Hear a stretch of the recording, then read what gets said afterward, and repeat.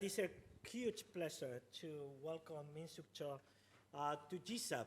And a school like this that is always claiming that we anticipate the future, we definitely anticipate desirable, fair, needed, beautiful, exciting futures. We always say, for the first time in New York, for the first time in GSAPP, for the first time in an architectural context, we're introducing Weber. And I'm very happy that for the first time, you're not here for the first time, right? You've been speaking here many times. You're actually one of us. You're a GSAPP person, and basically say a re-welcome or a welcome back home that we're doing here today. Minsuk, you graduated from GSAPP, from the MR program in 1992, when actually many people that is in the room were building this very intelligent environment. Mary McLeod, Bob Marino, I don't know if they're here, and many other people, but also Kenneth Frampton, many were part of GSAPP. And we're so egocentric at GSAPP that we think that that environment was basically what made you such a prominent person, but actually it's the other way around. We actually probably absorbed many of your intelligence because Barjam and myself were looking at these abstracts, and you're basically everywhere. It's difficult to find the page where you're not here, basically. In the 1991 issue, you had Housing in Gowanus with Kenneth Frampton.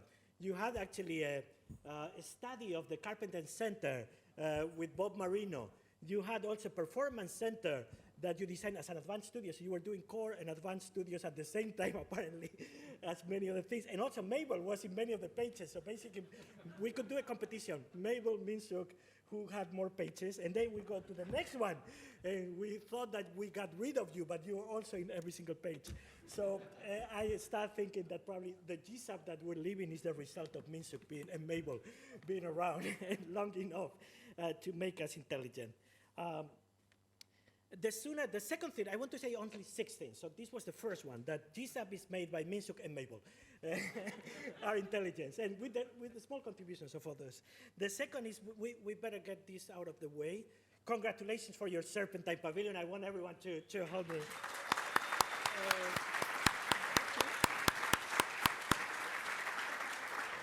With the huge achievement of being the first Serpentine Pavilion that was unanimously celebrated by the critic.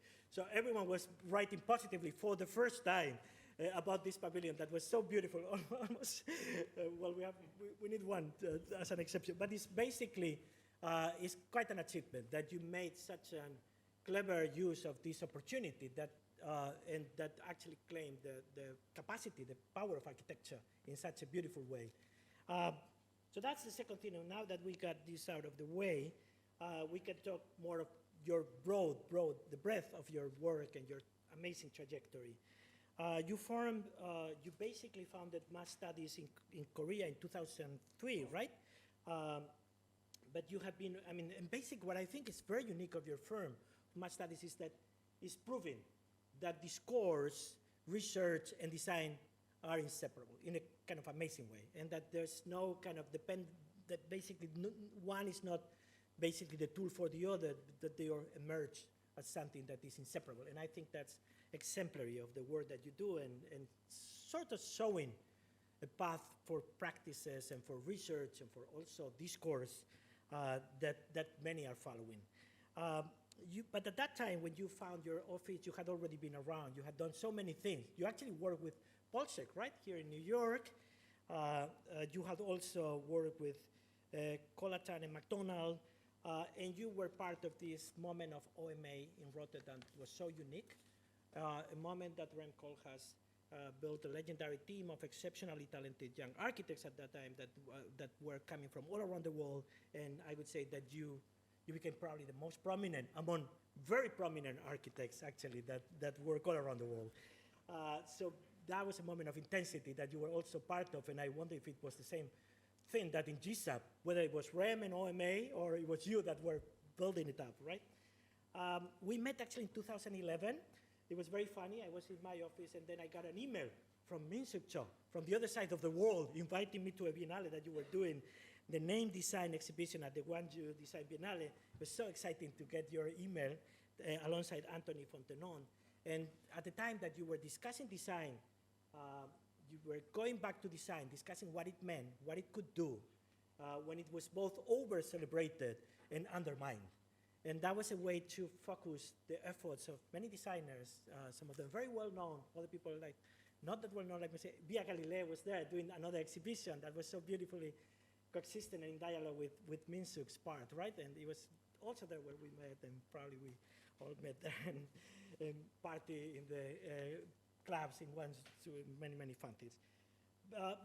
But it's important to say that at that time you had done very important projects already that were very well known, like the Pixel House, the Sea Gallery, the Andemelomester, and the Boutique Monaco shops in Seoul that were so cool and amazing, and the very impressive S20 Tower that actually was amazing that that could happen, right? At that time, something emerged in Seoul that was questioning architecture in such an amazing way. Many of us in this room have been following since then your office work, growing international reputation with innumerable projects of all scales around the world, from the beautiful office that you actually built your own office and managed to make it possible, I would say encrusted in this vibrant and quiet at the same time part of Seoul. In 2014, you won the Golden Lion to the Best National Pavilion with this super amazing research on the Siwon Saga, probably I'm saying it not right, the Siwon Saga building. How do you call it? This 1 kilometer long amazing building in Seoul that is a mixture of housing and commercial uses that was responding perfectly to the Biennale Frank has kind of called to interrogate modernity as something that was beyond standardization, was creating diversity around the world. And you presented this amazing research that was showing how this huge building had been a platform to support and empower diversity. And I think that that was very much already embedded in your work. That's actually something that we would say is the DNA of your work and the way you read Seoul.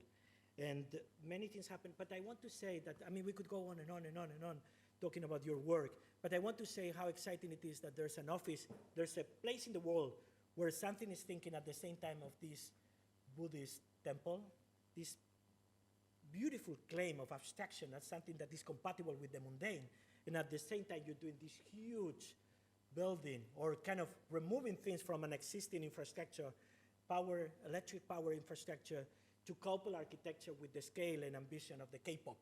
This attuning with K-pop is probably the most exciting, one of the most exciting things that is happening now in architecture. You are, I mean, I could go on with all the awards, but I think if we keep talking about the awards that Minsuk has achieved and gathered during the last years, we won't have time for him to speak. So we will have your lecture and then followed by Wonne and Jean having a conversation with you, Wonne, founder of Productora and teacher at GSAPP, and Jean, part of the team of the public programs and exhibitions and the Alturverse Gallery alongside Barjab. So with this, please re-welcome Minsuk to this podium. Thank you.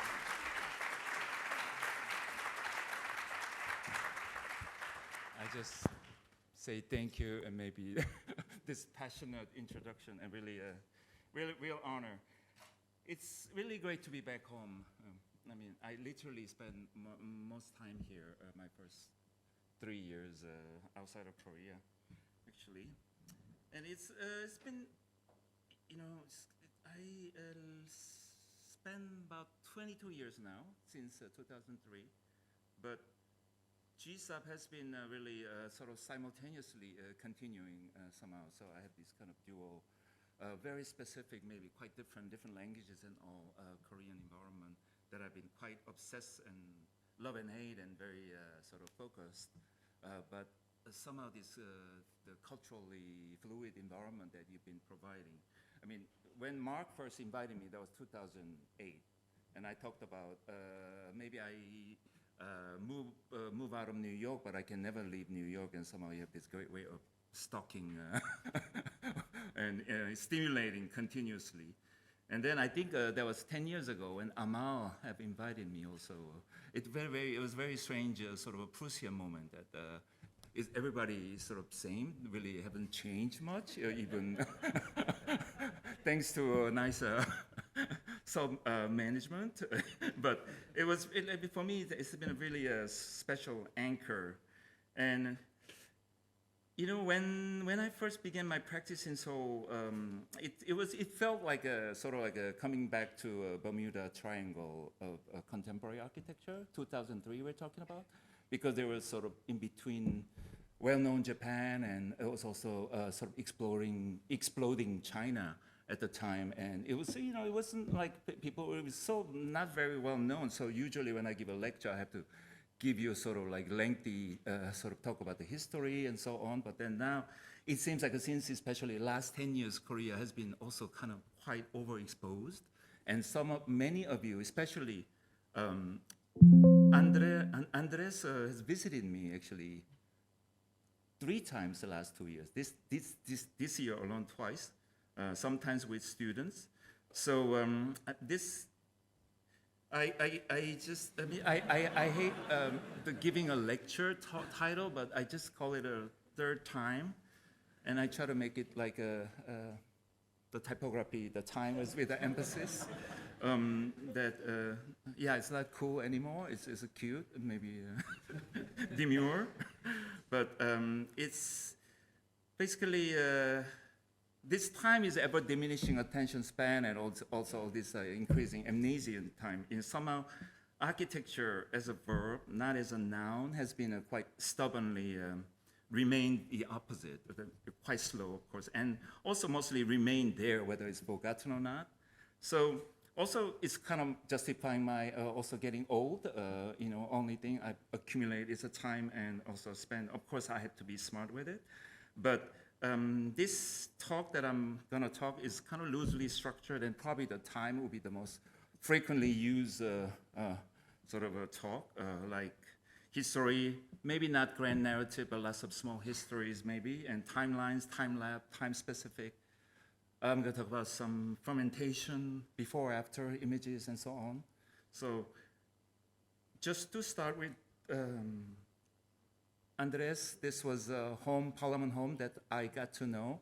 This name section I had to challenge because it was 2 themes juxtaposed, named and unnamed, where me and Anthony were name section. I was asked to do like greatest influential designer, 50 of them. I was like, we're not Time magazine, but we'll come up with something, and then we kind of highlighted well-known like Bong Joon-ho was part of it, then not very well known, but the host movie, the storyline, but also Rei Kawakubo, and then we brought Office for Political Innovation. We totally sold on the name of the firm, but also he made a most sort of a spirited and critical engagement.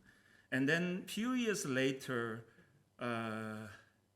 Venice also, he also had this amazing, what I remember was the most amazing architecture exhibition experience, Mont d'Italia, and he was also a very important contribution with his work. And yes, he talked about that. Recent visit at Temple with Stefan and Leah, and also he appeared a couple of times recently in my office, sort of recruiting or giving, he's the hardest working dean now that I know. Yeah. And previously, last lecture 10 years ago was basically I was showing 2 exhibitions, sort of simple structure. So one is called Crow's Eye View. That was a Venice. It was a Rem Koolhaas, of course, very monumental mandate about looking into 100 years of history.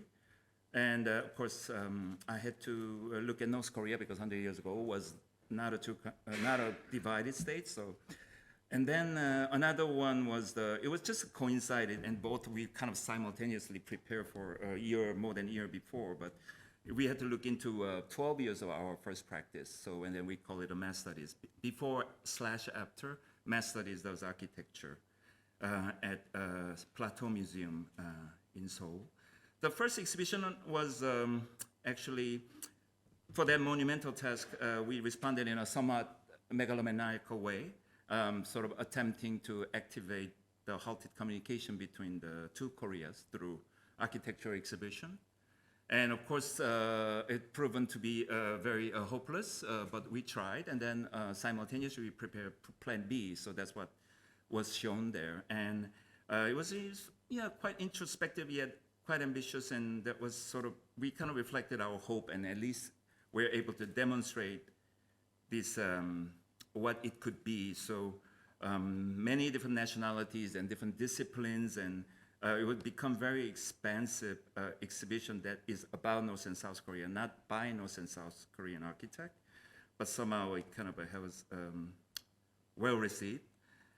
And then it become kind of also continuum since then. So I got engaged, I mean, I had many opportunities, but I was asked to by another quite, in the best possible sense, bigger ambition. This Japan-based Korean artist, Jeju, she invited this sort of a multidisciplinary team of artists, scientists, biologists, and social workers, some K-pop stars potentially to promote, and bringing together and to address this kind of a buffer zone between North and South Korea. And I'm just gonna go through quite quickly, but initially, just 2016 Biennale, she sort of invited with her very first work done with Shigeru Ban, who was her close friend, about this floating passage that this was left as an exhibition 2016 at Venice, and then it's later, 3 years ago in Tokyo, there was a big exhibition, and they kind of using the live trees as a sort of like a structure to kind of hover through minefield, but also kind of blessing is the ecologically reserved sort of territory that is untouched for last 71 years practically. And she asked me to come up with the seed bank and the ecological library, this very special territory. So then I didn't know anything, so I went to one of these famous facility, Wakehurst, and there are also, and then realized actually what we need is, main thing is actually a sort of vault, safe, because it's often they kind of repurpose salt mines or other type of quarries into this type of purposes now. This kind of works as a Noah's Ark. But also for the knowledge now, there's also the digital sort of way of storing, of course, is very problematic, all these data evaporations and so on. So there's also examples of just creating this almost like a Rosetta Stone for micro printing and so on. So basically, our idea is quite simple. Just we kind of realize quite close to this passage that she and Shigeru Ban initiated. There is a tunnel that was discovered by South Koreans in the 70s. There are 4 of them, and become a kind of dark tourism site. And we kind of looked at, because you can get these informations actually quite well through Googles and so on nowadays, but this is the demarcation line, and then 2 kilometers of buffer zone. So there's a 4-kilometer wide, 300-kilometer long this territory, which is untouched. But then we realized this tunnel, they start dig up slowly, 5 degrees, because otherwise you'll be digging into water. But then they really hit close to the ground at the valley. Of course, the border fell because of a lot of death happened in the valley, and that's when they had to stop, draw the line there. So we thought this kind of a tragic line of 2 intersections, border and tunnel, can be a sort of a new beginning. And then we kind of looked into ways. I mean, it's kind of used, become quite common for this type of a territory. Anyway, so this kind of goes on, but it has been kind of long but slow, and politically is really not favoring to this kind of dreamers, but she's been ever increasing team, and we had a big show almost simultaneously in Tokyo and also in Seoul together. This was our contribution. I mean, there are also people like Mumbai Studio, or also Olaf Eliasson's part of it, but also very important biologist, and also not only doing artistic interventions, but really seriously, she kind of been working with the plant expert, animal experts, and kind of developing, accumulating knowledge to be a future archive in a way. So that has been an ongoing thing, and until recently, last year also in Tokyo, we are part of this show. And then another part, I mean, previously it's too long, but these 12 years of looking back at our office work was very unexpected invitation, because it was a Plateau Museum was exhibition reserved for, contemporary artists. But it was actually, for us, it was a retroactive reconfiguration of our work, reflecting on, what can be canceled, what we have to adjust, and looking into quite rigorously, because our work is actually quite, let's say, very specific, very sort of specific knowledges that we've been producing, but of course, we have a larger constellations of ideas. One of the things they asked us was a ring dome, which happened in Storefront, and then several other places around the world. They asked us to do it. So initially, we said no, because it was this really quite beautiful glass pavilion designed by KPF, and there's two Rodin sculptures there, Hell's Gate and the Calais Citizen. But it was like, okay, and they had to pay to get in. So I was like, it meant to be in a public space, but it's a winter time, so you cannot put it outside. So I said, we're only going to do it on the condition that you keep the ticket check further inside. So it was first time for 13 weeks. We also had to organize various events every weekend. So, architecture, we try to make it more purposeful, and from kind of quite brilliant Emian's performance for the finale to Kyung Park talk and so on. And then this was a new ticket booth that you come in before, after. Basically, what line slashes where the building is born. So before is everything that we do before to complete the building, and then after is like just things get unleashed and take its own life, and sometimes gloriously mutated, or I don't know.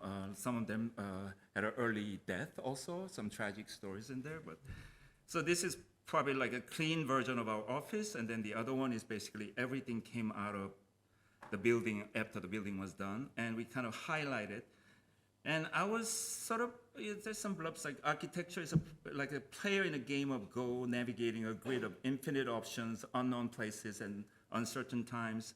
White stones are our work, maybe, spanning different times and places, aiming to create rather than merely react, while black stones are everything else in this constantly changing world. So it's actually always this beautiful dialogue. It's really, Go game is not a competition. It's really the most highly intellectual exchange between you and the other. So we see our practice as that way, like changing world, of course, is very dynamic in where we belong. But also this is kind of the whole story. You can tell the sequence of the numbers of the sequences and how this each side try to capture each other, the other, and so on. And the external forces and challenges so these things intertwines. And then to create change, whether large or small, that is more than a series of isolated defensive moves, one must place ghost stones in a both resolute and delicate fashion. And of course, this approach allows the architect to expand toward a larger constellation of ideas, and so on. So before room, after room, you just pass through it, and then it changes. Anyway, and then also we, of course, we have to have a foresight, anticipating what will come after. It's always also past is also part of your current moment action, as well as a future as well.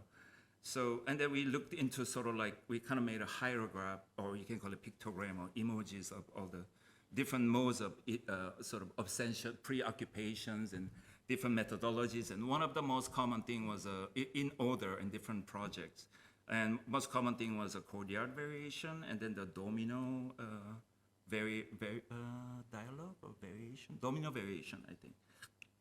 And this was the year 2004, very second year. We still is second largest project we have built. We kind of had a unique trajectory. We had like 4 people, and then all of a sudden next year, 40 people done this, and then we kind of shrunk down, and then slowly grew back to that moment. So this one really, the obsession was creating a more social condition for what is not expected. So it's sort of high-rise towers. And we call it a missing matrix. It was completed. Also, it was kind of bigger, faster, cheaper, sort of a holy trinity situation. We try to challenge that in a way. But then it slowly also, creating also kind of these monumental scale buildings with sort of smaller, intimate spaces, let's say, for social interaction and so on. And then that exhibition had this one as a sort of a proposal. because we shifted slowly to much more, let's say, topography specific, and also some project that we can explore these social conditions, but also we can sort of identify users more clearly in a way. So we've done some dormitories, and this was one of them. And it was designed in 2013 and built in 2017. And it was university, Daejeon University. Unique thing about this university is that they have this, 80-meter tall sort of small mountain, gentle mountain, and sort of in the mid-level, the campus began. And they have a residential college system. So we started out with this sloping hill of 27 meters level drop, a courtyard, and then it kind of adjusted to sort of parallelogram to fit the topography. And then we kind of had these modules that contains private rooms, and then kind of adjusted to the section. And this was actually my important teacher, Ken Frampton, generously mentioned that it was a kind of a megaform category, as where 20th century, maybe when we reach this century, architects no longer get involved with the urbanism, but when we have a chance to develop larger scale building, actually you build a city inside, which is a really quite correct reading. For us, is also very topographically challenging project that is at the campus level, which is the mid-level of the mountain. You only allow 4 or 5 stories, so it kind of appears as a 4-story building. And then it's spilled down another 6 stories below. So because this was the first time I went there, there's a road that it kind of access to the campus, main campus level, so the road has to remain intact.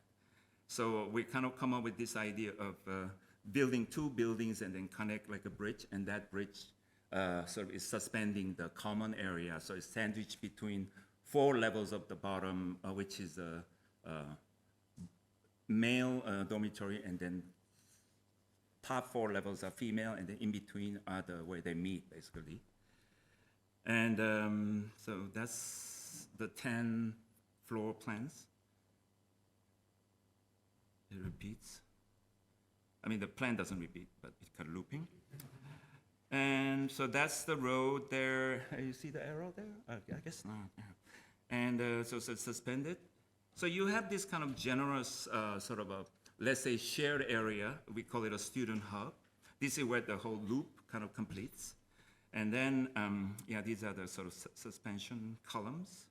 And that's the section through the road.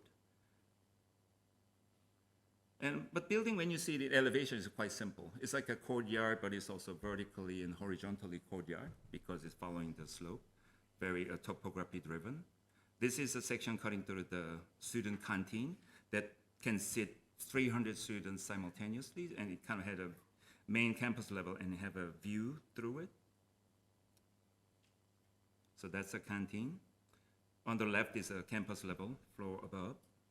But also quite interesting thing that we got sort of almost like an accident was that this kind of modular, planar RC structure creates this kind of pockets, straight line, but because of this pixelated diagonal line, creates this nice zigzagging alleyway condition. So you have these 2 types of corridors. And these are I grew up in this kind of environment where the passage alleyway becomes like your living room, and then you have this literally this zigzagging small alleyways and so on. So you literally have that, and also we did Korean way that we take your shoes off once you get out of the elevator, and then you become your part of your home, living room. So it's sort of Hertzbergian idea. Yeah. So that has a kind of a passage, but all these pockets, sometimes double height where you can stay. And that's sort of 2 contrasting sort of a alleyway corridor situation. Okay, and then I'll switch to another one that spans between this last time and now. This Jeju Island is about 1 hour flight from Seoul, and it's a volcanic island. It's quite beautiful, becoming quite a destination. At certain point, it was a more frequent airline between Seoul to Jeju, more than Hawaii, because of the Chinese tourists. So this project we started 2011. But then for the next 12 years, we've been doing 8 different interventions, like one by one. In a way, it's almost like literally like a Go game. We didn't have a master plan, but because the annual visitor when we started was 700,000 people, but then now it's more than 2 million people. And this company, of course, don't want to expand it and get really stressed out, so it was a very careful sort of decision. And it's basically, this business don't make money, but the mother company is the big cosmetic company that Chipperfield did the headquarters. So we won the second for the headquarters, and then we got a consolation prize in small pavilions, actually. But story goes even further back, that the father of the current chairman, he started in the 80s, and Jeju Island is very sort of volcanic, and it's really not in good ground condition for tea farming, because tea farming is requires also good soil. But they started having a pig farm. So what they produce, the pig, of course, the black pig is a very popular kind of cuisine, let's say, from Jeju. But they kind of pig farm grew, and they have a sort of a larger territory. And then slowly, when the land gets fertile, they moved out. And then before he was facing the father of his death, he wanted to have something that invites people, because also one of the big motivation was that unlike Japan or China, we had a very old tea culture from 6th century, but somehow it disappeared, not like Japan or China. So he wanted to bring back that aspect as a culture, because we have a very strong culture, but I think we all become very, I don't know, American, let's say, influenced. So this was when we first confronted, they already had this building, they call it a tea museum, built in 2001, but 10 years later we came in, and then slowly it kind of developed, and this is a picture I took very first time. So basically what we did was we choose already sort of damaged site, these old buildings are very old anyway, so we kind of minimize a new interruption to the site and kind of propose 3 buildings. But then this was a really great opportunity to work with who I consider this amazing landscape designer, Jung Young-sun, who's now 83, and recently she got very important recognition in Stockholm for given to landscape designer. Recently, MMCA had a great exhibition retrospective of her 50-year career, and Ji-Wei Lee was a curator, GSAPP, yeah. It was a big blockbuster, and also documentary came out, and she, I mean, basically what we did together was basically I put a roof over what she did, basically.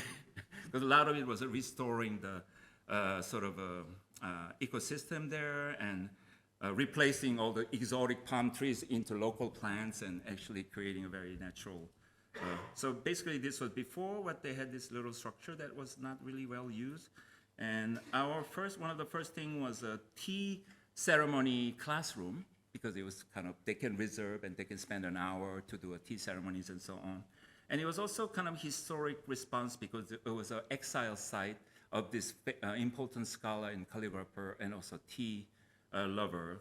Chusa Kim Jung-hee's exile location is very near. So we call it it's like an inkstone-like building, black polished concrete, and it was quite shiny at the beginning, let's say.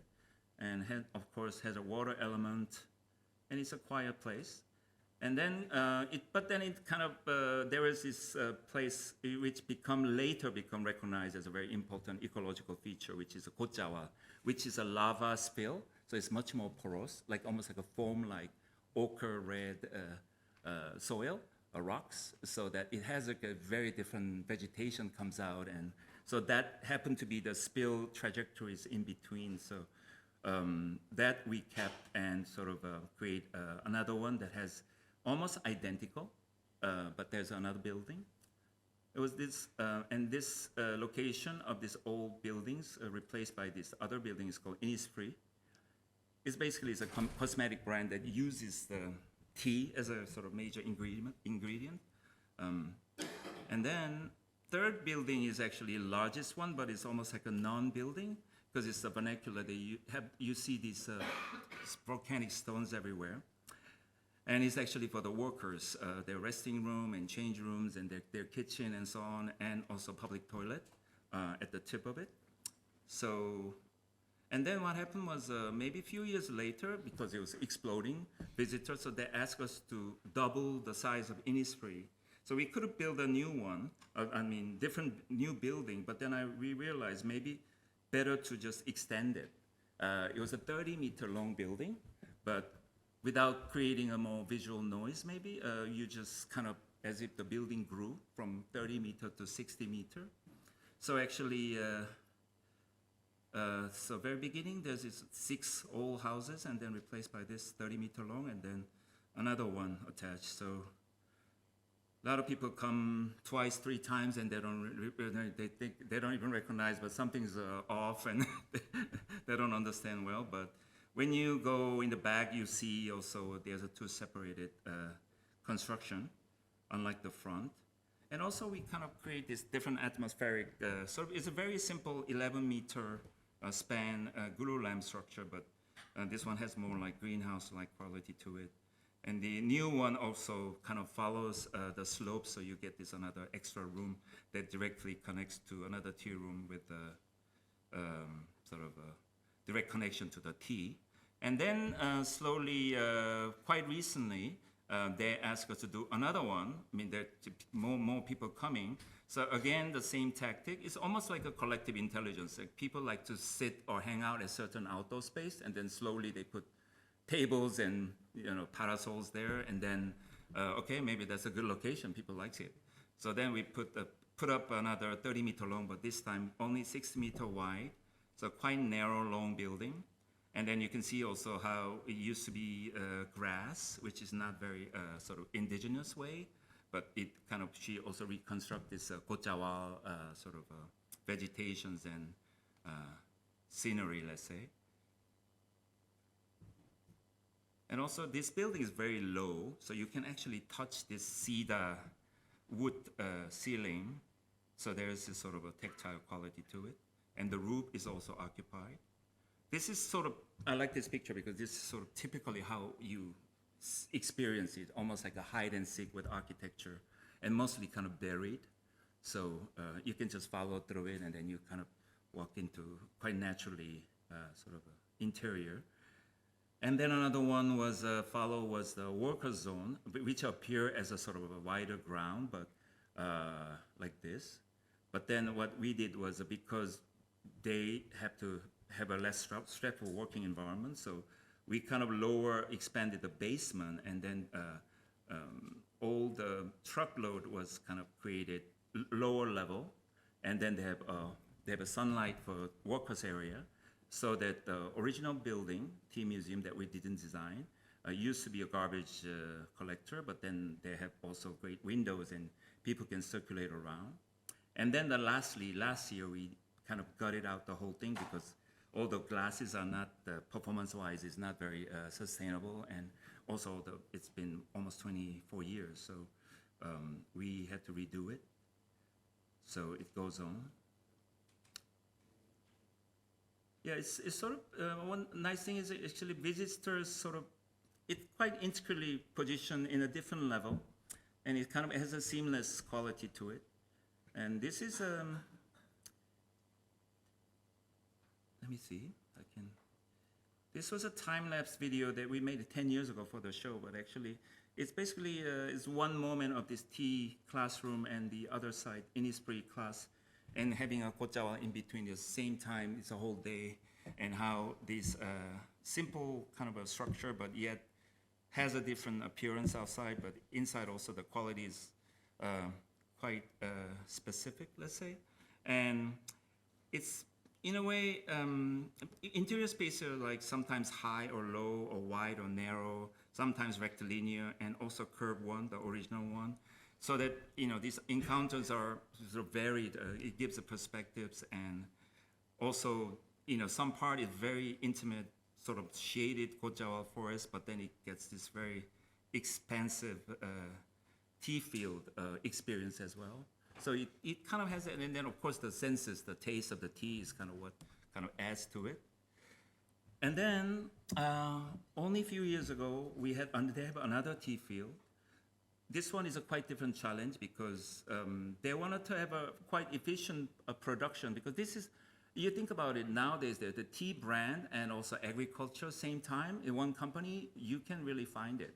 Usually they outsource it from other plantations, and they put their brand name. But this one, they're kind of stubbornly doing that, and quite noble what they've been doing, also completely organic. So half the tea product goes to actually Starbucks, because there's a big market there. And they use some part for their cosmetics, but anyway. And this was their dream to have the all three steps from the harvesting to the packaging in one factory. So there is this another one that we had this vast site. We had to choose the site first. So basically there's an existing factory, and then we choose this south-facing long 163-meter two-level structure. And you're looking at the peak of the volcanic mountain, 2,000-meter high. So there's actually, unlike the other side, you can really see the peak of this volcano. But this one, actually, you have this kind of very, let's say, epic dialogue. And also, this also faces, because it's kind of mid-level of this island, so you can see the ocean there. But where you approach it, it's about 40 meter, one story, because of the slope, it becomes 2 stories. The mechanicals are basement, but you kind of have this very intimate appearance, and also having a backdrop of the sea. But then backside is the whole thing is quite very Fordian organization. So the ingredient comes in, and then the other canopy, all the boxes of a product comes out. And then we wanted to create also visitors experience. So we create a loop from backside loading dock area, and then you climb up, and then you can look down, and you have basically 12 windows.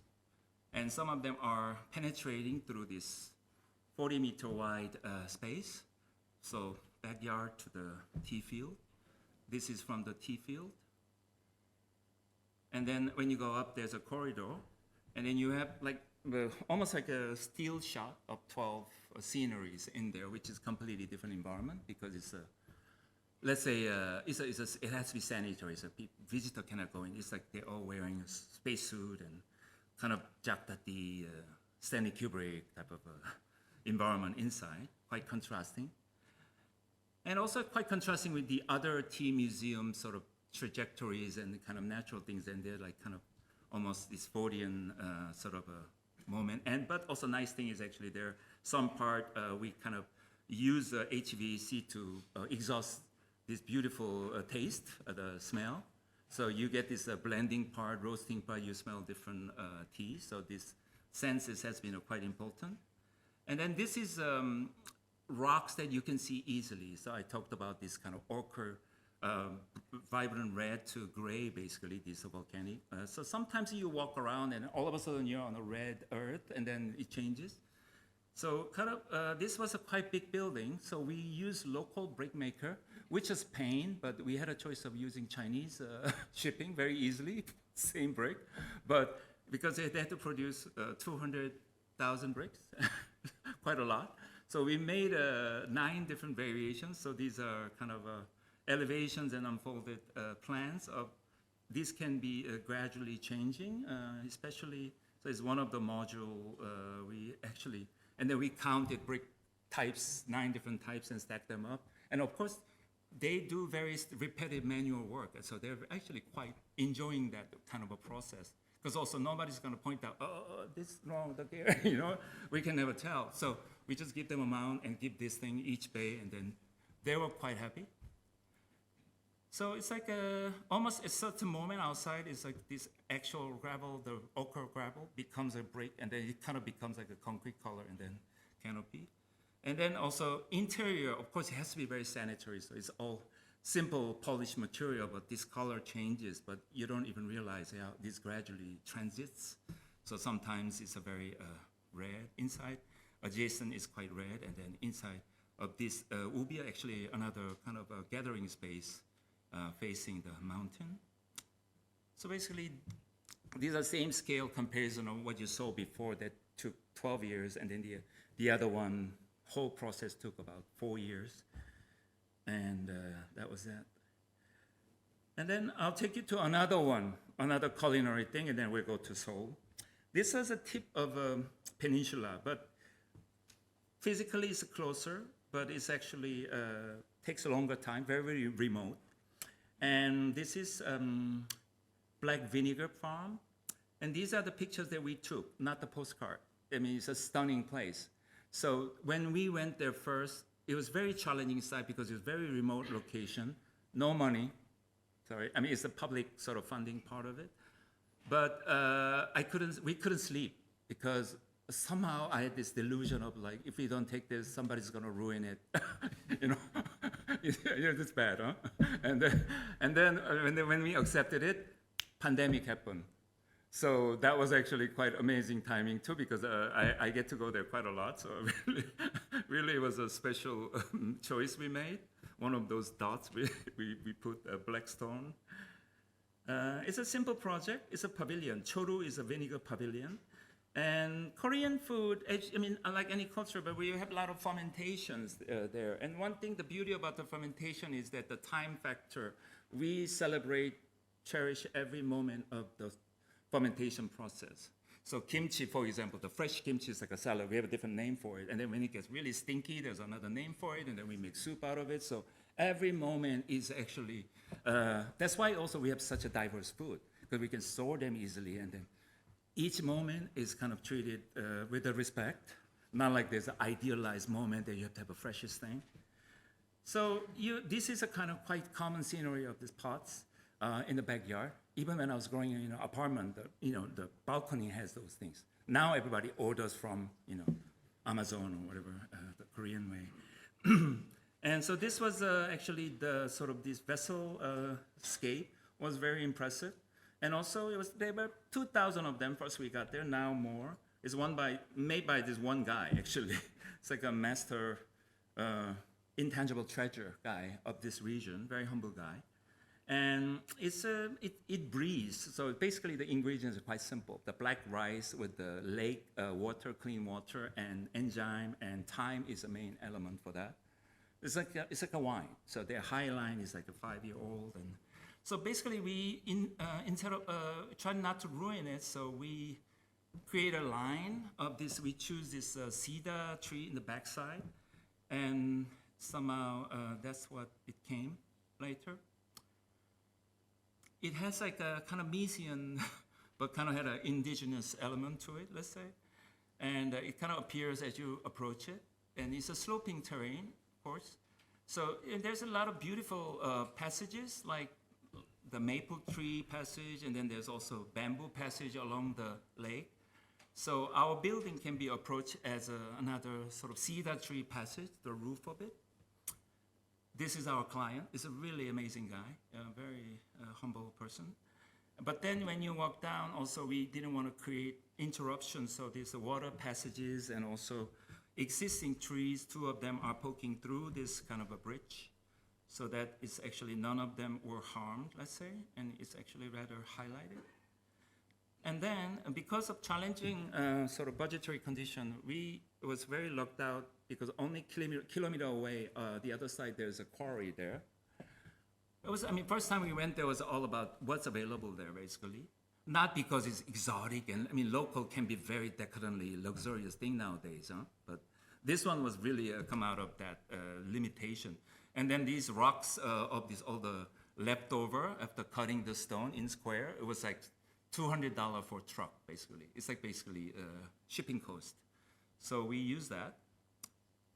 And of course, then we use also contemporary elements. The building is actually like a layered house, which is a kind of northern typology. It's like a small, basically this one, unique thing is this has contained a little courtyard, 3 by 6 meter, and then they're surrounded by a small house, let's say, and then there's another layer. And then the roof has this kind of little pavilion-like structure that has a chimney and connected to the outdoor oven. This is a solo-wit moment, I call it. But it was, the module was driven from the left is the house that we stayed. Sometimes we had to stay a couple of days. And now, thanks to Airbnb, we can get to stay this local house. And it's typically this wooden structure. It's 3 meter by 3 meter, let's say. So we kind of follow that scale. And then this kind of, also they had this Korean ondol, the heated floor is something that kind of continues in all the modern apartment, but now it's a flexible PVC pipe with a 4-inch thick screed. But this one, actually, this area, because they're so old houses, they're actually doing in a real traditional way with bricks and mud with the paper finish. On the left is the hotelier for this old house that he stays, so I'm just showing somehow the similar quality, let's say. I mean, it wasn't like a consciously we did that, but somehow end up becoming that. And then the earthenware master also create this kind of nice finish for the chimney. And environmentally, of course, kind of has a similar porosity, so it kind of cross-ventilates easily. And this is also old house and our little courtyard, back courtyard comparison. And this is also part that is shut down. So in the winter time, you can be protected small area, only 2 modules. So that's the room with folding screen there. So it's kind of the old way, layered house. Okay, so that's the last image. And then simultaneously, this was a Seoul on the outskirts. We were asked to design a museum with a park. And as you just saw, only 15 years ago, it was a rice field. No more like a farmland, large territory, because it was very near the domestic airport with noise and all, was not very popular. But then sort of Seoul City took that as a sort of strategic sub-center for R&D. So there are actually apartments get built, but majority are big corporations like LG has a science park basically. But then when we were asked to do it was a competition actually. 2 linear park intersection, 80 by 90 meter park, that we had to also design the museum together. So it was a simple brief.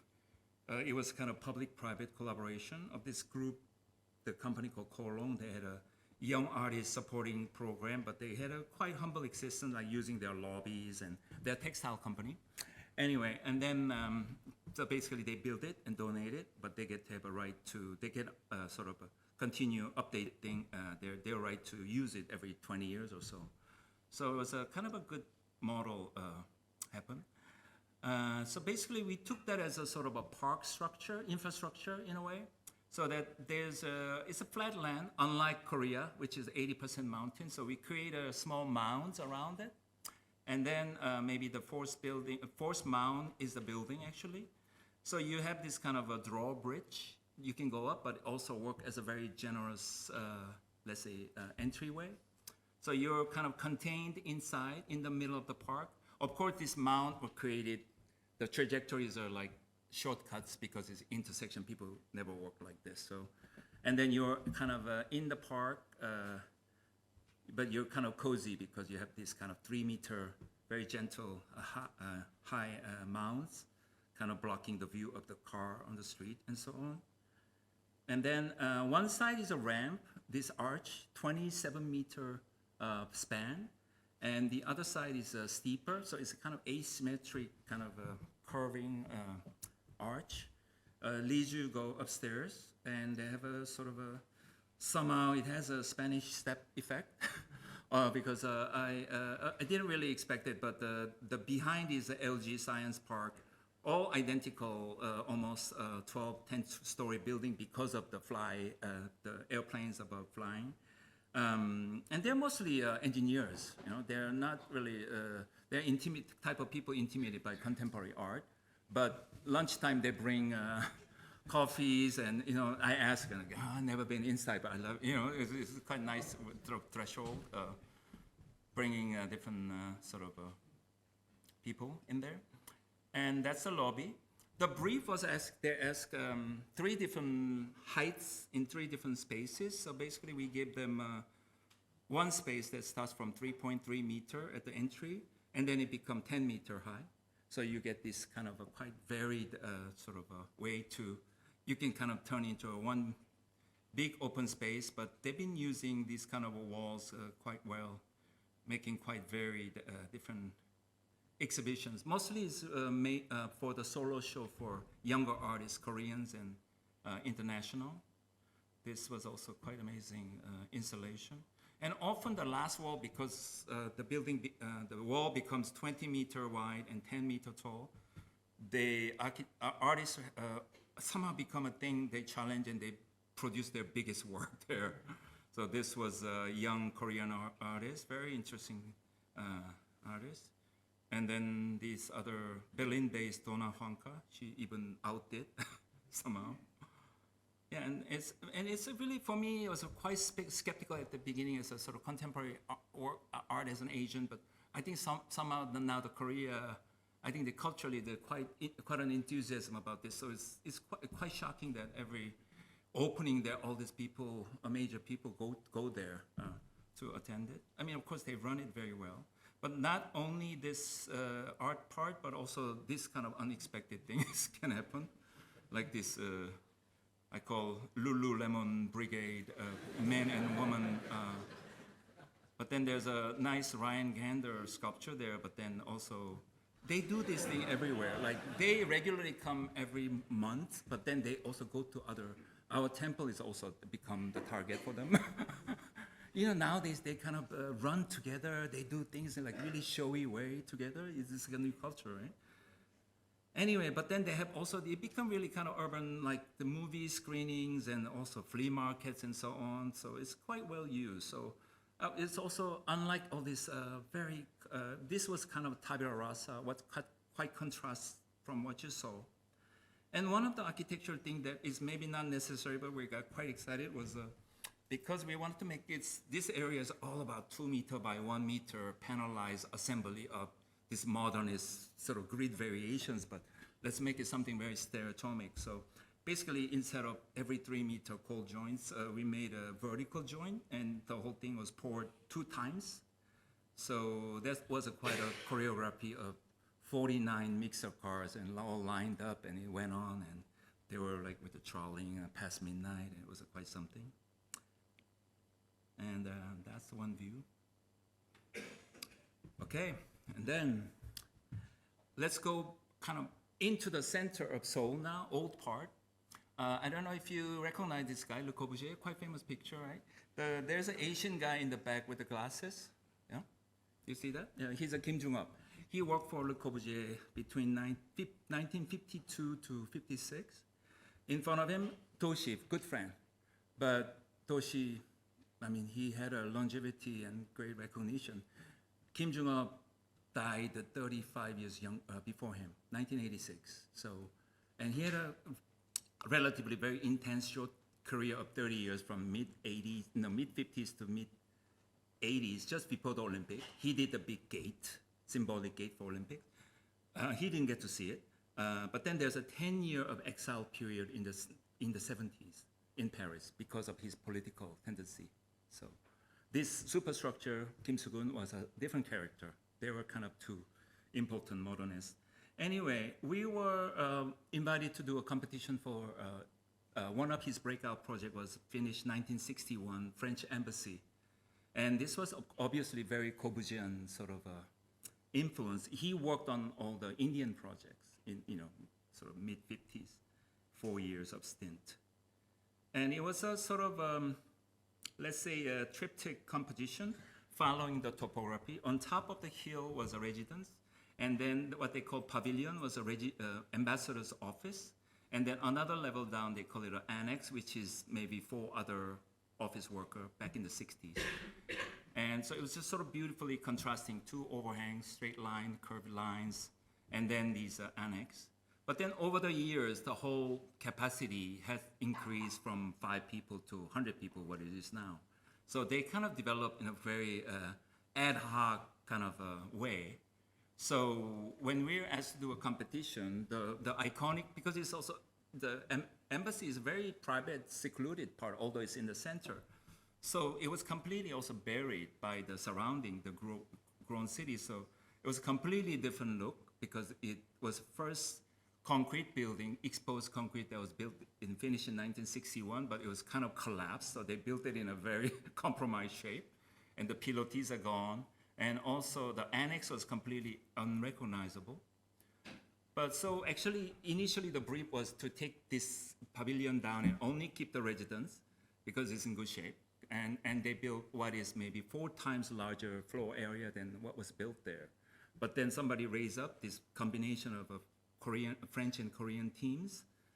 We work with Sati, which is also a good friend I knew before, and he's a Korean French actually. So we didn't have to. Also, when Kim Jong-un won the competition, actually, it's known to be that Le Corbusier is the one who said, hey, there's 7 French guys, but this is the one, he's as good. And then he won. So somehow, the cosmopolitan French, you know, it's just, shout out for that. Anyway, so this, somebody raised up, hey, isn't this supposed to be a very important building, although it's not recognizable? So then it delayed for 3 months, and then they came back with a brief that, okay, rebuild it, completely like the original, but same floor area and same budget. So it means less density and less budget. Anyway, so it became a bigger challenge. So basically, what do you mean? One of these Corbusier mode was the Korean architecture critic kind of flattered themselves. Oh, he really captured the spirit of the mountain temple spirit, but it's very Corbusier language. And no mountain temple sitting on top of the hill, by the way, right? It's usually sit in the valley in Korea. This is more like Acropolis, touching the sky, looking up. And actually, from the ambassador's residence, it was 3 kilometers away of Han River, and he was able to see it.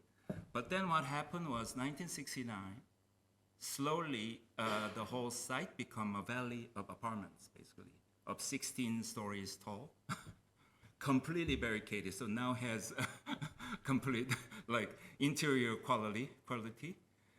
So the brief, challenging brief, we come up with the sort of intuition, very intuitive at the beginning. Let's do something very simple but different scale, so that it kind of sets itself apart. One is a horizontal, the other one is a vertical. So idea was that original idea, since it's completely sabotaged, maybe we have annex part grow 60-meter long, and we call it a lajute, and it kind of has the same sectional relationship, so it kind of connects. And then the tower we created because kind of we need something that mediates between this small scale and then this kind of engulfing larger, these bombastic towers. So basically, that's how it happened.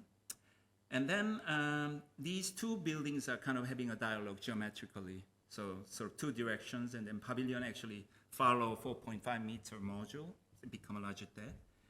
And then, yeah, I mean, there are museum experts, curators here, but we really don't have much material, actually, like 5 hand-drawn drawings of sections and plans. And then, like, accidentally, I found this old 1961 movie that using the construction site of this pavilion as a backdrop. It's like a nice sitcom, kind of a black and white film. And then later, what we saw, because I mean, it's kind of identical, so we're quite happy with that because we follow.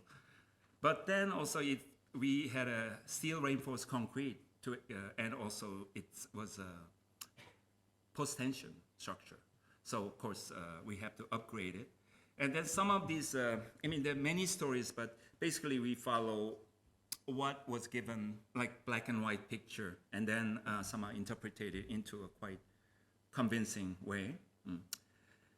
So that's what happened before and after sabotage. And then this is the original picture and us. So I mean, we didn't do any like interpretation, or we kind of try to be quite loyal to it. And then original pavilion and annex relationship, in a way, same sectionally, yet you don't have a sky anymore, but you have this apartment by that. And then, this pavilion become a Kim Jong-un pavilion. The French government named after the architect, so they were very grateful. And then all the other guys who worked for him, like in their 20s and 30s, now they're 70s and 80s, they all came and they had a quite moving moment. And then what basically tower does is backside, you can sort of now have a presence there as a sort of at the mediator between this large city. But also, you know, 2 Corbusian pavilions have this overhang, but overhang theme is actually applied in the tower. So southern side has a sort of a shading, let's say grating, and backside is more or less solid.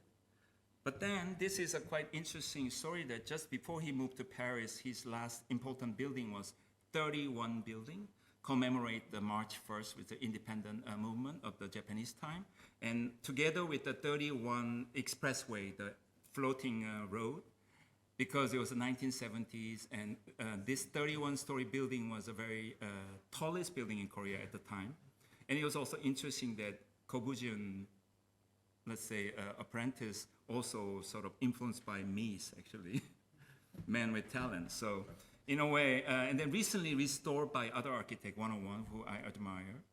So in a way, our very sort of a horizontal, vertical intuition, because 31 Tower and the expressway also taken down, become a Cheonggyecheon stream.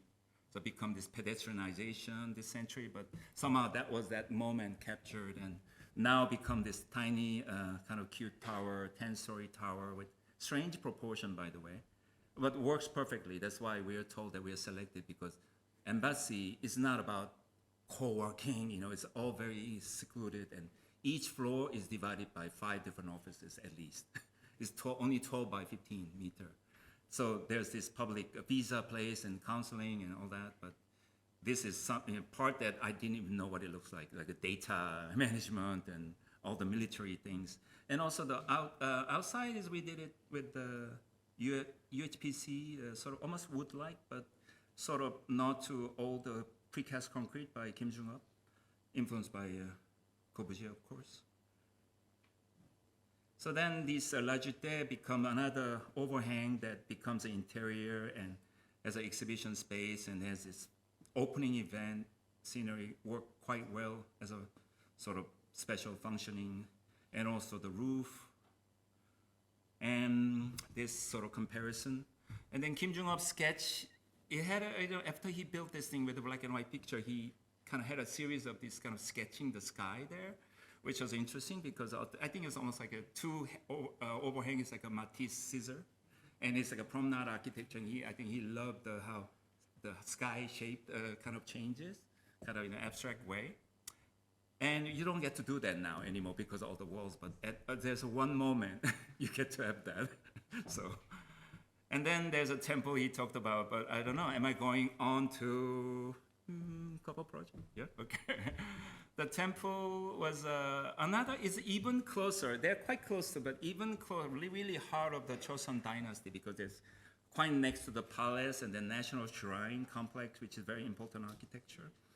And then behind is the modern medicine, the Seoul National University medical campus is just behind it, which is also a historic site. And it was interesting that this is how the acupuncture map, and the next thing is a 19th century Seoul map. And both the common thing is you understand body and city also as a flow of things. You know, it's like this how the energy is flowing, and basically it's a very delicate, linear sort of a way of looking at things. And idea was that this one Buddhism is a sort of a small subsect of a Zen Buddhism. And it was actually vernacular religion and also modern religion, because it started in the early 20th century in Korea, basically. And they don't have a Buddha. They don't even believe in reincarnation. It's quite secular religion. That's why I actually took that role, because I think it's quite important to sort of where you can sympathize as an architect. I turned down some other things. But this was an old building, was also built in the 60s. And the task was that there's a lady who was final will was passed away like 15 years ago. She saved up like $8 million. And it surprised everyone that, okay, all this money that I inherit from my late husband, I want to rebuild it because I owe them so much. So basically, there is a temple, and then sort of monastery, and the kind of a donors memorial hall, which become a traditional house. And then on the main road, there was a small house also donated by other team, and used to have a little presence there with a signage. This religion, Zen Buddhism, has a circle as a sort of way to explain the world. It's like continuity and so on. So we built a small building, 3-story building, also make more generous access to this sort of hilly sort of a fragment of a topography. And then once you walk in, it's quite challenging before, after. There was kind of almost a parking lot situation with the retaining wall, with the old building, but now their new building was next door built, which is a children's cancer hospital. And our site has like a tail, so you have a car access. But the idea, just quickly to explain it, it was very complex site, a lot of constrictions, and also you can hardly see the building inside because it's all buried by surrounding small and big structures.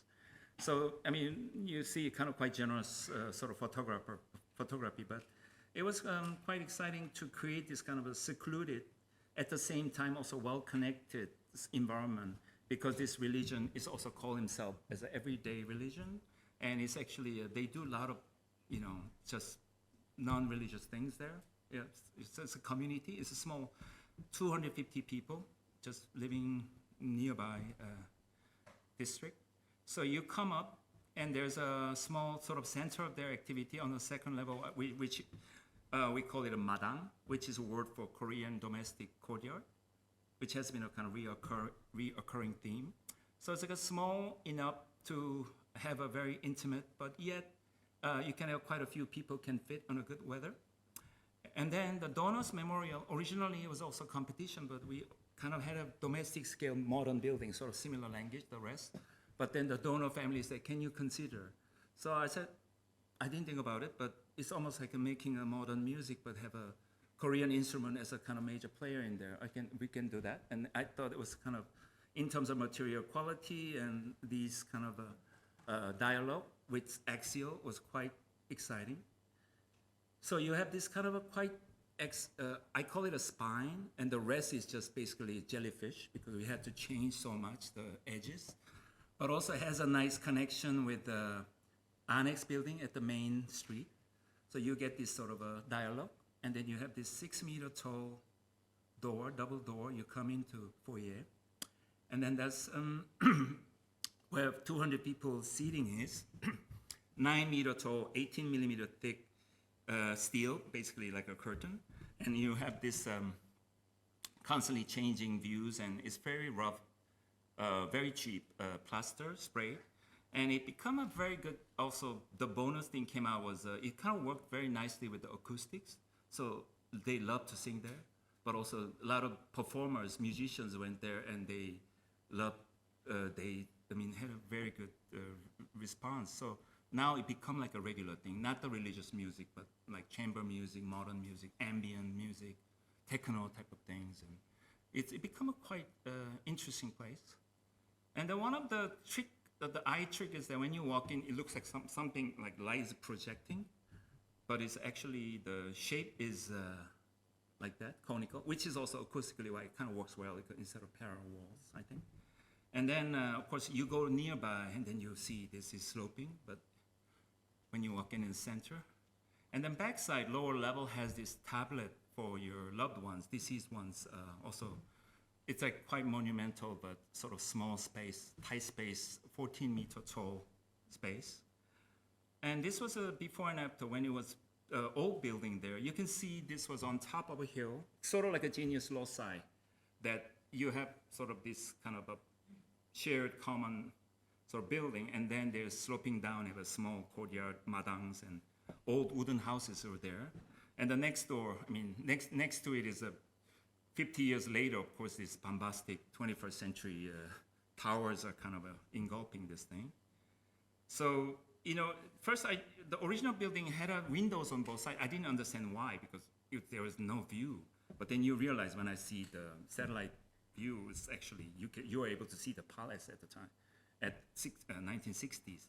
So we kind of become more vertical, and a very few, barely this small prayer room has a view you can get there. So it becomes this kind of a interesting auto passage exploration. And then the plan-wise, old building had only one point was accessible. The rest was all disrupted, retaining walls and other fences and so on. But it became our goal that we actually want to make it circulate the whole thing. And then having a 7-access direction from 7 different alleyways, which become like a social process, because you have to negotiate with the neighbors, but they happen to be nice, you know, like these priests are nicest people, so somehow we managed to do that. So each axis before and after, you're showing it, but I don't want to go on too long, I think.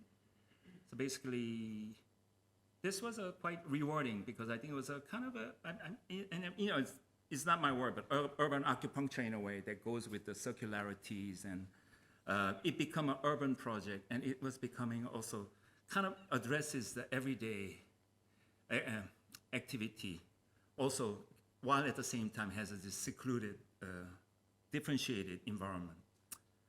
Yeah, this was a dead end literally, but then now you can kind of follow through and walk around the building. And then, yeah, it goes on. And then there's a last dramatic moment that it was a parking lot, but then it becomes this children's hospital. And then we kind of give our land to connect this parcel with the university campus, because because there's a building in between. There's no connection if you don't do anything. So actually, it's recently, although it's been used 2 years, but recently this part was completed. So Iwan came a month ago and took picture. And so that's that. So, but then it become this vertical thing. So promenade, you can call it. And then it reaches to the prayer room that has let's say, a palace view through the circle. And then it connects to, once you go up, you go around the building, and then it connects to the monastery part. There's 2 levels of temple stay, and 3 in-house residents, priests lives there. And then lastly about this project was this landscape designer who I admire. I brought her there, and she's like, these trees, it would be sin to take it down. And ginkgo tree is quite common. It's just street trees everywhere in Seoul. But we kind of convinced them to keep it. So this was a groundbreaking ceremony. That ginkgo tree had a bad haircut, basically. But it has this surreal scenery of mound popping out. But then there's this timeline, you see this tree and all the madness happening for 2 years. And then I have to mention, I only discovered this artist, Regina Jose Galindo. I saw her performing actually last time I was in New York. And she, not this one, but she literally is in YouTube. It's called Terra. It's about actually political work about this massacre situation in Guatemala. But she literally had these machines carving this, and really scary. But this similar thing happened to this tree. And then, but in a different way. This was 2 years ago opening when they had this ginkgo had a neighboring downstairs Buddha tree. And the left side is more recent one, become more pretty. Okay, now Serpentine Pavilion. It was an interesting opportunity. You probably have seen it. Each pavilion architect responded to the site in a unique way. Yet an underlying narrative emerges. When we look at this past 25 years of each architect has reacted of this what globally challenging and this changing society. Imagine like iPhone didn't exist, it only came out 2007, Y2K 2000, we had such an optimism, yeah? And then we thought we were all connected, very happy, but then of course we were very connected, not connected. Diversity is very celebrated, yet very compartmentalized in a way. So all that was quite interesting. I think there's sort of underlying thing what's happening. But then when you only look at the plan, basically 22 pavilions before us, there are 8 round ones, 6 rectangular ones, and the rest is free form. Meaning that maybe there's a sort of 20th century utopian completeness. Of course, there's also loose, open, porous skins and also various ways of dealing with it, but somehow this completeness was something we thought it was quite interesting because almost same period of our practice, we have done circular things. It was kind of a disease in a way. So there is all same scale comparison. Shanghai Expo Pavilion, to actually Kim Jung-ho Pavilion is not included, but I think we've done like 14 of them. I mean, pavilion is a fantastic genre because you can do anything with it, and I think it serves a good sort of a generous purpose and include people. I think sort of main thing, but this was what we did. So we thought maybe we do something else because really the site-specific story about this really interesting one-of-a-kind program is that it's almost like I call it in the best possible sense, it's like a blockbuster franchise film, like a James Bond, right? Site being the James Bond because it's a common element, but then you have these giant directors come in, do this, and then some unknown Korean director comes in and have to tell the story that is not repeating. Also, I think that's quite important to have this complementary position there, because we're always looking into this context that we have to speak to. And it literally also was so much about making a dialogue with 22 previous pavilions in a way. So we give them tons of options when we're asked to make a proposal. But basically, that's that. And then, so it's like give it a rest where it's most overused territory, so as a sort of empty center. And then maybe we start to make a talk with what's happening in the periphery. So basically, each structures are very simple.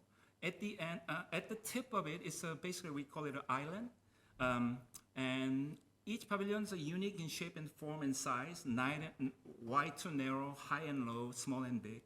At the end, however, the parts together form a circular void at the center. Same for all 5 islands. So each part forms an arc equal to 1/5 of an 8-meter diameter circle at the top of the center. So basically, it's about the 5-meter span. This was a very sketch that we showed. Like, okay, we want to have this 8-meter circle floating. How are we gonna we had a first version was like maybe there's a tower crane we can rent. Maybe there's a container, but 5 structures in many different ways. Actually, we kind of presented it as a variable, and then that's how it came at the end. And overall, it creates an appropriately scaled space with the balance of openness and enclosure, with the distance or intimacy to be apart or to be together. The central void is reminiscent of madang, small courtyard of a traditional Korean house, a space that can accommodate a variety of rich spatial narratives, ranging from daily activities of individuals. Oh my God. And something very special happened. We were lucky enough to capture that. I was so flattered. I mean, they will remember this for the rest of their life, you know. So, I mean, the building is now being disassembled. It was there until 2 days ago. And large collective rituals throughout the changing seasons. This was Hans talking. There's a me somewhere, maybe 30 centimeters above. And it was really amazing moment. James and Hayes were there, some of you, Michael also. But it was actually, when you go up, you know, artists hate their openings when there's so many people covering their artwork. But architect, me, the opposite. You know, they come and completely pack the space, cover all our mistakes, and then all you see at the moment was just people and then the circle and sky because of the perspective that you don't really get to see this roof scape at that angle. And then it's almost like you know how Serpentine South building is like you can circulate around and then it kind of radiating, I don't know what you call it, Parisian planning, or it kind of had this web, but it kind of almost like a little grown, like a roundabout situation, but for the park activity. So you can access from many different ways, but then you can also inflect from the center. But also I realized, even later, I realized Shanghai Expo Korean Pavilion was quite unique building because the bottom right, we are surrounded by 4 other circular buildings, almost like Serpentine is, what do you call it, synchronic, and the other one is really diachronic situation that everything just happens at once, all the circular buildings. And then our thing was also not very impressive in perspective, like this kind of fragmented thing, but then it contains a larger space inside, which was a waiting area that we kind of suggested. So basically this was a sort of our diagram show the next to the Beetle, which is Japanese pavilion with the 8 different entries you can peek into, and also kind of had a generosity of people waiting because they ended up waiting 3 hours there. So they were entertained. And then also the temple, in a way, the 7 alleyway was kind of we realized that was kind of an interesting constellation. And you know, we call it a content machine, coding RAMs idea. Each island serving a different purpose. And gallery is like a welcoming main entry, but it's like Hans and we decided to do a music, so it's like a soundtrack by this Korean amazing musician, good friend. And then auditorium, of course, the largest room, serve as a generous gathering area and performance venue. Good friend Eunmi, she brought this 10 troupe perform, and how she began with this, it's called actually North Korean dance, and she was quite inspired after we did for the Venice, and this was actually premiered at the Théâtre de la Vie in Paris 6 years ago, and she actually brought this the Korean Japanese who had learned the dance from North Korea, and then she kind of developed it into her very sort of unique style. And she appropriated the Inca Shonibare's exhibition inside, opened up, and she kind of appeared as a Buddha.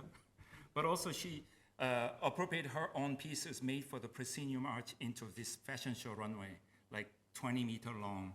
So I had to change the choreography in both sides. And then this was also beginning at her Buddha appearance. Maybe it goes too long. This was attended, I shoot this one next to Madeline Brissendorf was with me actually. She also really enjoyed it. And then, yeah, and then it goes on quite crazy at the end. But it was also very beautiful that how it kind of started out as a twilight and then it becomes super techno. And then when the light off, you actually see the twilight outside. It was a beautiful moment. And then there's a library. It was kind of our literary tradition, the pavilion Korean tradition, really associated with the poetry readings and chanting and calligraphies and painting and all this together. Pavilion is made for that. But then also the curatorial team introduced Kim Han-chung, really amazing Singaporean artist who had this series of conceptual work called Library Unread Books. So bringing all the untapped knowledge from home, and you have to explain why. There are a lot of architects' books there, by the way, which is kind of funny joke. But and then He-man, and then next is Lorenzo, who was actually a librarian for 5 months there, and he's a really great guy. And that was a moment when the Hangang won the Nobel Literature Prize, like 3 weeks ago, and we were like so happy to find the Hangang's book there. Like, yeah, it's got to be read now. No problem, our book being read now. And then we had also dig the history that Serpentine South was a tea house, actually, built in 1934. And then they kicked them out, become a gallery. So we gave them a form, and also had a Korean tea there. And then we also had a play tower, we call it. We first thought it was kind of could be a very spiritual thing, what this kind of a form of this tall, only 7 meters though, but some went up to like 16 meter tall, and there's a previous history. It's quite, what we did was, a lot of people thought we did so much bigger, but it actually is a less footprint than we were allowed, and it kind of spread out, so they thought it was quite big, bigger budget. No, not at all. And Netscape, so a lot of children went there over and over with their parents. And then, yeah, and then the material we used was actually also first time we used actually natural timber. I mean, there were also like glue lamps and other processed wood, but it also came from Surrey, 30 kilometers away from London. And then the stone also first time used. I mean, that's also kind of shocking, though, because it was, stone is at least carbon, but also we can reuse it because it's lightly attached. And it's also, for us, it was exploring the sonic environment, not only visual. What happened to 20 years, architecture so much dominated by visual culture. We introduced taste, smell, all the other things, but also tactile experience is quite important. So, and then also, there are also sort of funny eye trick perception things. Because I kind of, when I had to do the TikTok, I announced, like, oh, this is a building that you cannot capture in one image. They start doing this very easy. The young generation with this panorama, you see this appearing like, it's like, why don't I think of this? Then of course the Korean traditional painting, we never use a perspective. Did you know that? Yeah? Either isometric, so you see everything, or this multi-view perspective. So somehow, and then there's a sort of Kiriko effect. I mean, I can go on longer, but. And then this was another thing that this whole site slopes about 70 centimeters. So this plinth is the same height. And this bench is actually from 30 centimeter to 1 meter on the other end to become a counter for the tea house. So it's actually very site specific, but then, okay, I'll go there. And then, yeah, it supports architecture void, what we call is a vernacular and contemporary. And it has a 5 cover space, but also 5 in-between spaces are also very well used, like spillover. And then, as in many places, traditional Korean buildings are built to be assembled and disassembled, like pavilions supported by stone plinths. And yeah, this was a poet, Kim Hae-sun. She wrote a beautiful poem. Even she hasn't been there, just from the rendering, basically. But she totally got that. So body heat, temperature, warmth, important. And some of other images. And also, yeah, we also explore modern joinery techniques. So there are some interesting, intricate joineries as well as mechanical joinery as well. And the pavilion is both contextual. We try to make it like almost like a Johnstone style. Both are with the roofscape connecting. Also abstract and site-specific and also sightless at the same time. Because basically what happens is that it goes to unknown place. So basically I told them these 5 islands can be reassembled, 5 factorial, 120 combinations. So we don't want this to be like in a sculpture, in a backdrop, colonizing some nature as a backdrop, but please bring very complex things where you have something, obstacles, and I can rearrange it, and it's sort of, I'm anticipating that excitement. We'll see. And Kim Hye-sun poetry, another one, she ends with the fist that unfolds on his own. So that was like also quite beautiful ending because, you know, this completeness of its sort of 20th century model maybe, you know, something. Yeah, and then video, I mean, so many pictures, but I'll just skip it. Book just came out, and Sergey and Min, we've been working together. Beautifully capture this rotational, yet also multiple nature of it. And luckily, the first few copy came out, so we managed to bring our contributor full circle, Professor Kenneth Frampton, who was so kind, and I've been very blessed. One of the best things came out of this experience was also reconnecting on top of meeting these amazing new people. And we had a nice sort of impromptu book meeting. And I think that's, you know, yeah. I have recent ones, but that's for the 4th time. Yeah, yeah, okay. Thank you.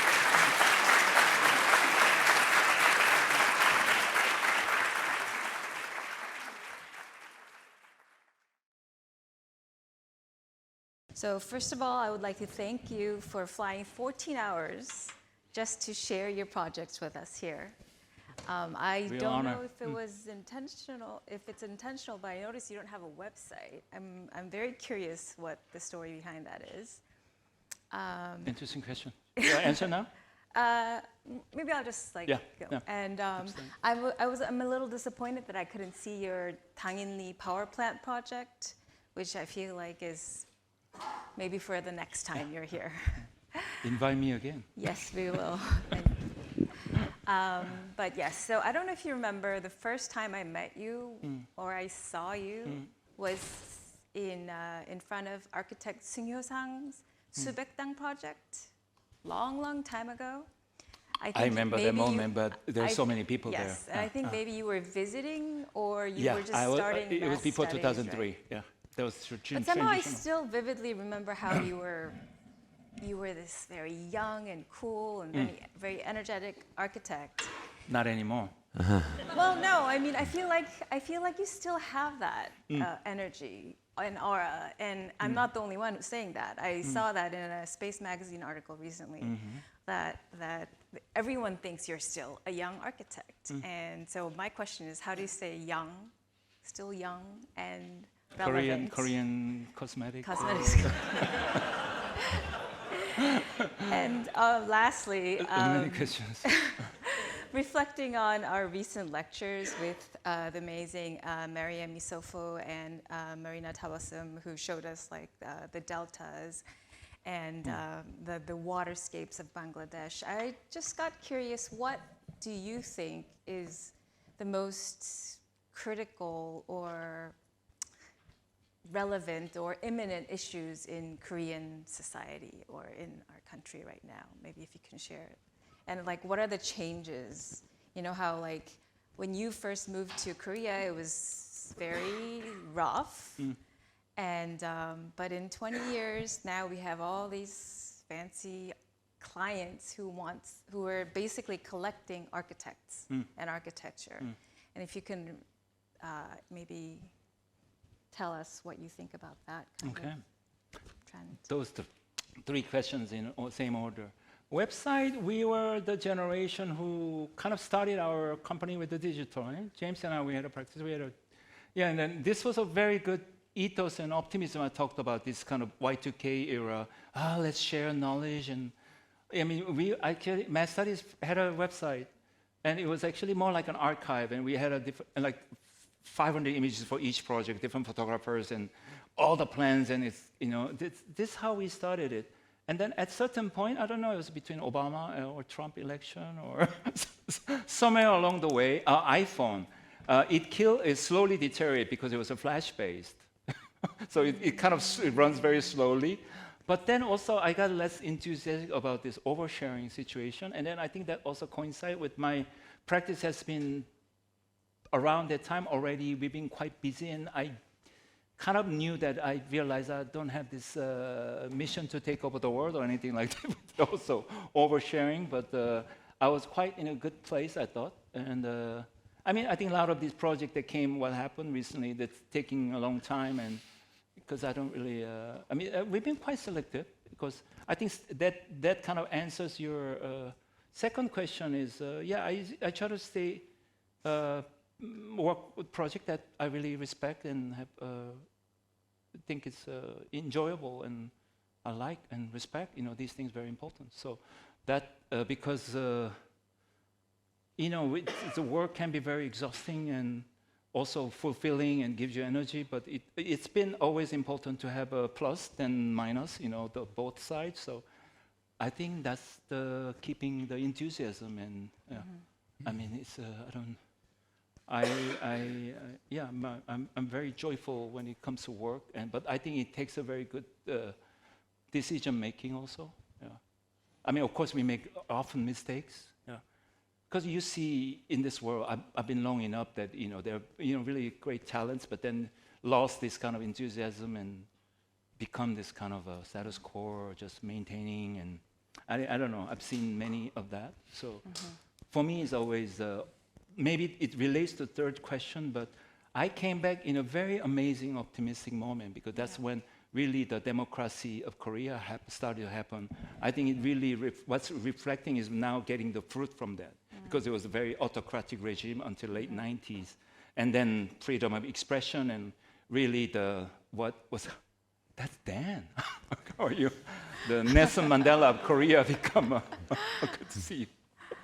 And yeah, but then there's these twists and turns, and now, I mean, America is going through it, but I'm from a generation until that moment when I came back, which made me move back to Korea.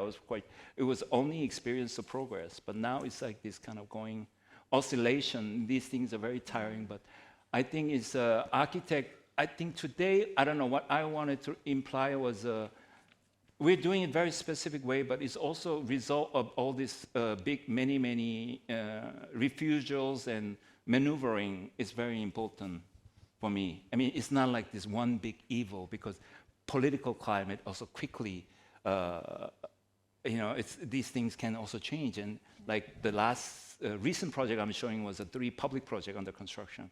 And I've been going through very different regimes, and this project just goes on for a very long time. It kind of overrides the whole thing, and somehow you have to kind of maintain certain, I guess, integrity and spirit, and those things are very big challenge for me. Yeah, for me, I'm not a preacher's person, I tell you.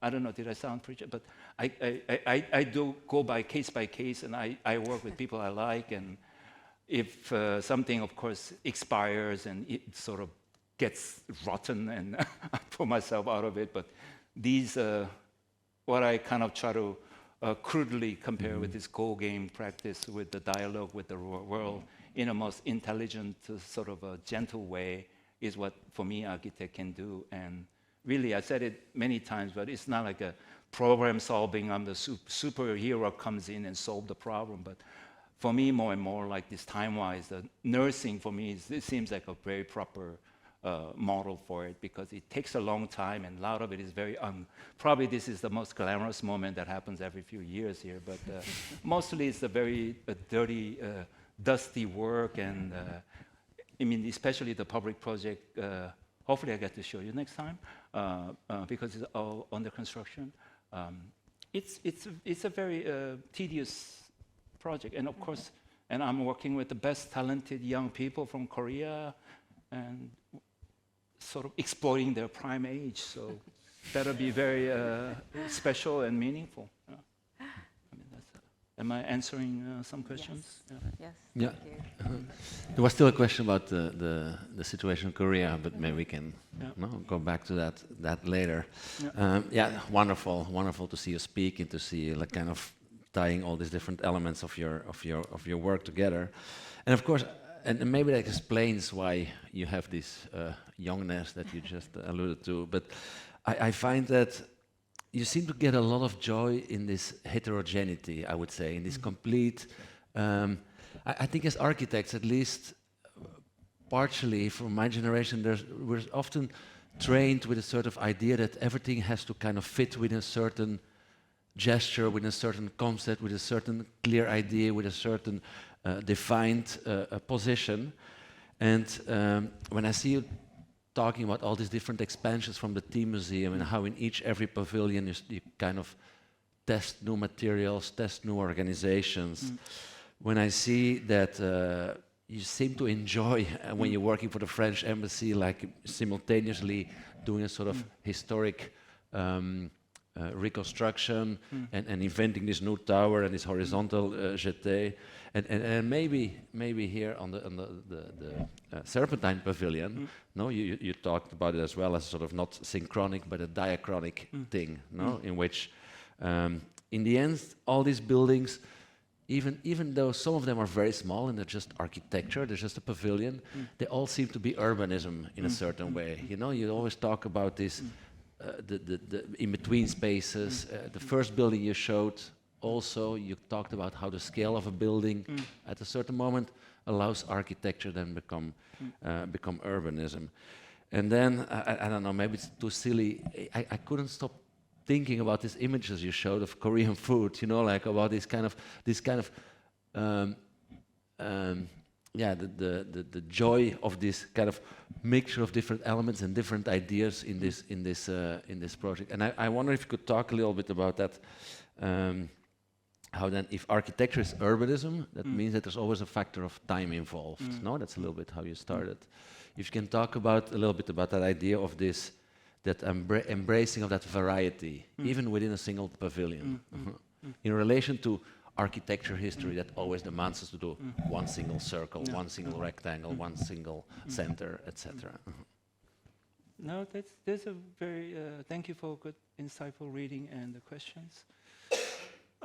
This whole heterogeneous aspect is, I can compare with the Space K, this park architecture infrastructure. We took that form, and if you have that memorized, have that in your memory, there's this identical modern building behind this 30 LG. So that was very special thing. We see it as a very relational thing. And then because you mentioned also French embassy, actually the attention was the Kim Jong-up. But then we were asked to do this, what is 4 times larger, but it has to be a secondary role, supporting role. So then we had to kind of had a different tactic to kind of grab onto other urban contexts. These things are, for me, quite comes into play. Actually, that the Vinegar Pavilion was also client came to us because they were impressed by the Space K, the very sculptural one pour concrete one, but with the 10 times less budget. And then with so much beauty there, and it's like one is flat, the other, oh, no, you can't do that. But we'll do something else because what you have, I mean, it's really about making most out of what's given, and so our mode changes, and it's how our buildings kind of like play different roles with the surroundings. I think that's what's. I see that in the way you talk about architecture as well, you know, and I really, really appreciate that, because that doesn't happen a lot when we have people that are explaining their work in front of us, and you jump, you have like, there's so many different considerations, and that we all know as architects that kind of play when we do architectural projects.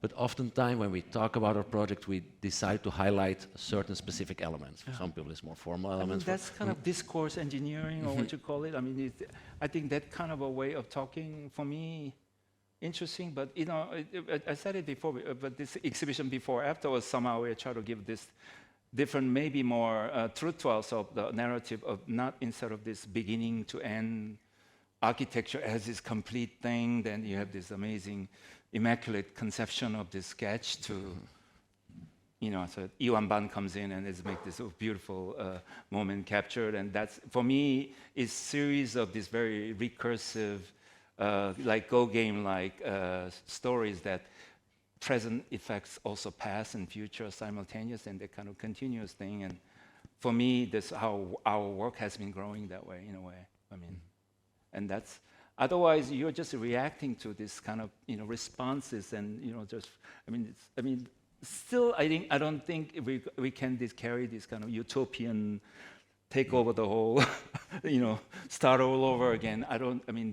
That fantasy, I was so much disappointed by my previous generations, let's say, this heroic, our masters, and somehow become, but so I started out none of that.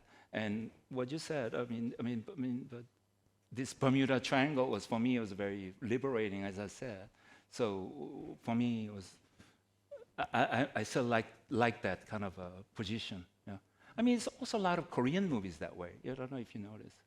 Like Bong Joon-ho, and we're kind of same generation, because they're sort of, they grew up watching Godard, Bergman, and all this important, but then they also watch kung fu films, and then somehow there's such a compressed history that you have to create this very entertaining yet also super critical. I think, these kind of formula now kind of affects Hollywood too, right? Like there's some young generations, but I think that kind of urgent and also efficiency of the production mode that has been in Korea, in a lot of this cultural production. Because here there's certain things like, I talked about this whole, what do you call it, this brave and angry architect versus brave and guilty architect, this big systemic architect versus the heterogeneous, angry and sensitive architect. And then I said it like, I'll do away with the guilt and anger because it's not going to be very sustainable, but I'll do the sensitive and brave and bold. So who are these architects? Huh? So what is that? No, well, the polarized. This was, I wrote about it. I said it many times, but the world seems to be more and more, because of this economic system, you call it neo-revolt, there is these big companies and they have this machine running and they do so much things, 99% of our built environment, and there's no time to think about anything, so they're very guilty in a way, but they do brave things, and you go to these big new emerging countries, and then there's the opposite camp that are very sensitive and critical and do very important things, but they're very angry. So for me, I've seen enough of that character, and Korea gives maybe nobody's got. Again, Mark and other Amal, I thought I'll be very obscure doing my thing, but it's for me. This Colombia has been a really great sort of magnet in a way. So. I was very happy with your talk because, of course, I'm working with my students exactly on the sort of projects that kind of grow over time, that kind of happen, and then a first phase happens, a second phase. And I told them, like it always happens in reality. Yeah. And they said me, like what? And I didn't know what to answer. So now I have all the good examples of all these kind of elements and kind of ad hoc additions to the like the way a city grows. No, I think that's super interesting. No, the urban aspect, because I think in many different scales, I think that's very important, because it's not this complete thing. Like, what is this? Ames movie, you zoom in and out, power of 10, right? That's how you have to think, right? And if you want to, like Serpentine was a great example, because I use Madang as a very consciously, it's a residential type, and then Korean will immediately think that it's like a building, house scale. But then it's also bench, so it's kind of, it deals with the body, and then it's a roundabout, so it kind of works as an urban sort of in the whole scheme of this Kensington Gardens. So, for me, I like that kind of richness plus tactile and all this so on. For me, that's more exciting, actually, what it does, what kind of it serves, actually.